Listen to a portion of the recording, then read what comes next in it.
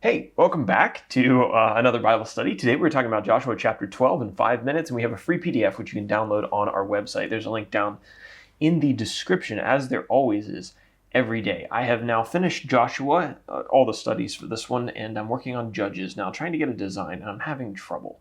But luckily I have a few days until we start. Let's talk about Joshua 12. All right, Joshua 12. When did the events of this chapter happen?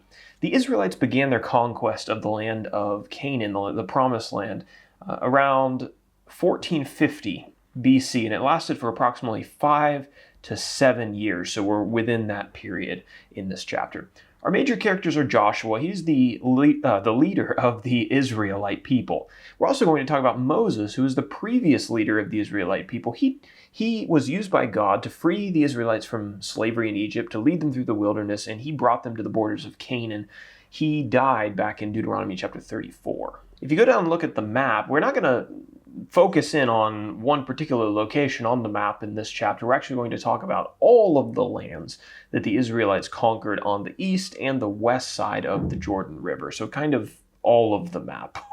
So as we move into our outline and we move into the second half of this book, the first half is a lot of really interesting stories of the Israelites coming in and conquering and all that goes on in all those stories. The second half of the book is a little bit different. It's much more detail-oriented and talks a lot about how the land was divided up now that the majority of the land had been conquered. So just keep that in mind as we move into the second part of the book. Okay, our first section for this chapter, verses 1 through 6, we're going to talk about the kings that were defeated on the east side of the Jordan River by Moses. Verses 1 through 6 recount the battles that were won by the Israelites before they crossed the Jordan River. So we're kind of talking about, we're going back in time a little bit.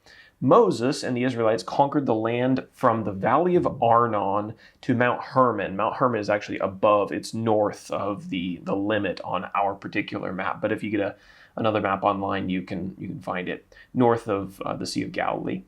Moses is mentioned as having defeated two notable kings on the east side of Jordan. We've talked about them, Sihon and Og, who ruled in Bashan and in Moab. Moses gave the land on the east side of Jordan to 2.5 tribes. You remember who?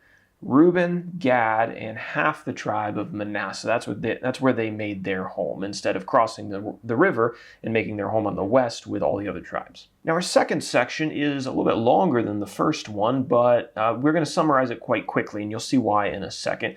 This section talks about the kings that were defeated on the west side of the Jordan River by Joshua this time.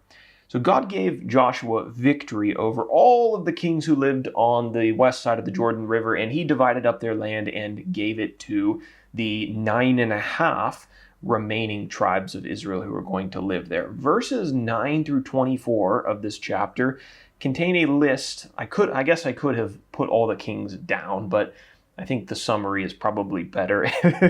These verses contain a list of the names of 31 kings that were defeated by Joshua, right? So hopefully you read the chapter before you did the summary. That's what's going on with that giant list of names in chapter 12.